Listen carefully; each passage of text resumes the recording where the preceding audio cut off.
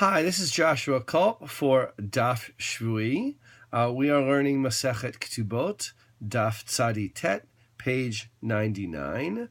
And I wanted to go over a concept that gets mentioned on this daf by name, but really is lurking around. The concept is lurking around in these couple of dapim that we're learning about sales, and that is the concept of ona'ah. It's hard to translate ona'ah directly. It could be translated as fraud, but it has a very specific meaning in rabbinic literature. The Torah, Leviticus 25:14, says that when you sell something or buy something from another person, lo tonu ish et achiv. Do not usually translated as fraud or defraud your fellow.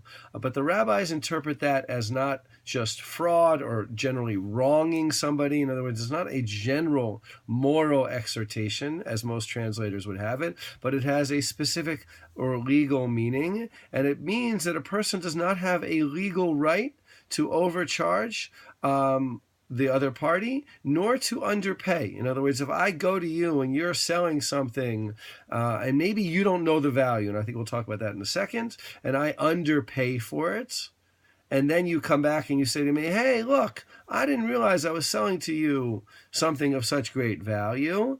I undercharged you. I can ask for the sale to be annulled, to be nullified. And the Mishnah in Bava Metzia, chapter 4, deals at length with this issue. I want to read for you one of those Mishnah that is particularly relevant. And the Mishnah, in general, it defines ona'ah as being 1/6 of the value. Now, this is hard for us to understand in general. Like if you go to a store and they sell you something for a sale, you certainly can buy that. You're not doing anything wrong because they know what they're getting into.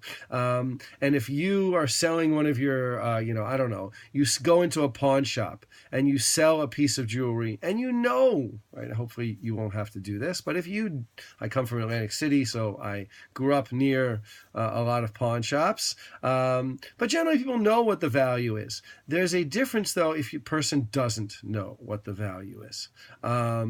And I think this is more akin to today. You might have a sale of something, or maybe it's different today. But when I was a kid, selling a baseball card.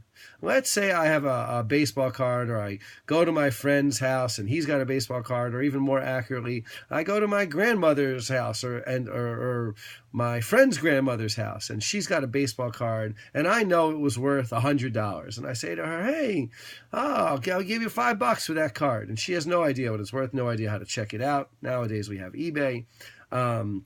And she sells it to me for $5. That's fraud. That's ona'ah. That's the kind of sales. And back then in the Mishnah, Mishnaic period, the Talmudic period, probably more sales were like that. But there are some things which really are excluded from the rules of ona'ah, and the Mishnah lists them. It says these are the things to which the laws of fraud through overcharging, what I've been spending, overcharging or underpaying, do not apply. And these things have no ona'ah. This is chapter 4, Mishnah 9 of Masechet Bava Metzia. And they include slaves, debt documents, land, and anything belonging to the temple.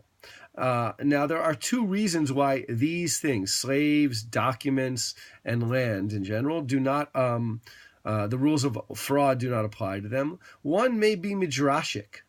The Mishnah talks about giving something, a thing, to your neighbor, or buying something from the hand of your neighbor. It has to be the kind of thing that is an object that is transferred from one hand to another. Slaves are not considered transferred objects. There are many special laws that apply to the sale of slaves. Land is not handed from one to another. And while a document may be handed from one person to another, the value of the document is not handed. It's just the document itself. The document is just a symbol for the debt that is being transferred.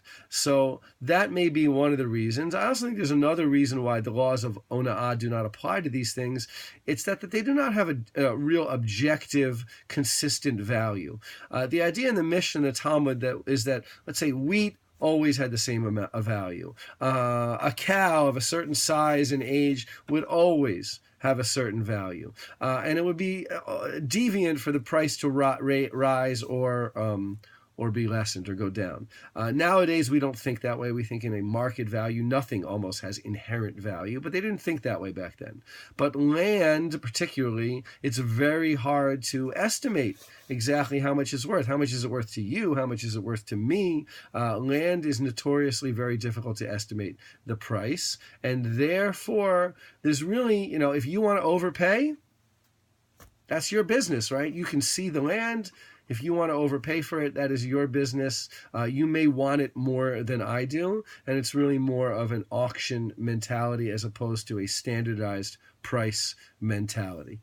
So that's what comes up, the issue of Ein Ona'ah Lekarkaot. There's a little bit of dispute whether this is a Mishnah in our Sugya or whether this is a statement by Rav Nachman. In any case, that is the concept of Ona'ah. If you want to learn more, you can look at Mishnah Yomit, the archives, and you'll find the rules of Ona'ah in chapter 4 of Masechet Bava Metzia.